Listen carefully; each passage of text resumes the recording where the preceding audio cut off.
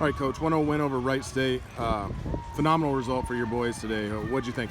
Yeah, I think that it's absolutely fantastic to get a result in the opening game of the Horizon League season.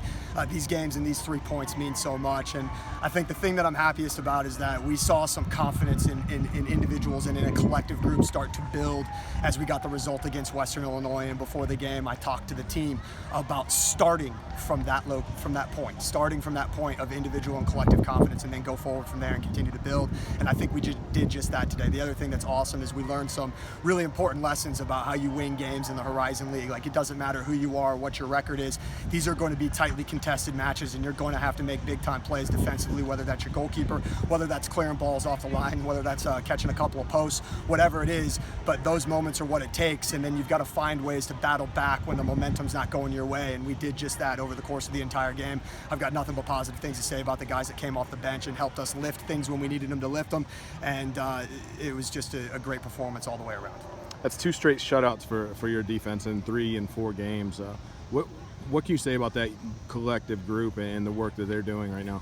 Yeah, it's nothing short of phenomenal. I mean, those guys are on the line all game, every single game, making big-time plays, and they're covering for each other. And I think that when you take a step back and you look at that, you've got a 5th-year senior at your left back, you've got a senior at your left center back, you've got a 5th-year senior at your right center back, and you got a senior at your right back, and then the back that comes off the bench in Tyler Gaynor is a 5th-year senior graduate student. So when you have that kind of experience across the back line, they don't get phased, they don't get rattled about big plays from the opponent. They just sit there and they don't stay too high, they don't stay too low, they just keep doing their job, fighting, battling, and I couldn't be more proud of that group. And then obviously you've got Moorfield in goal, who has stepped up and done phenomenal since he's had to come into that position and make big saves, and his confidence too developing with each minute that he plays is absolutely amazing to see. Now lastly, it looked like you made a real concerted effort to kind of keep on the floor and move the ball and kind of make Wright State move to, as you kind of predicated the game possession-wise. Is that the game plan going in, and it ultimately results in the win?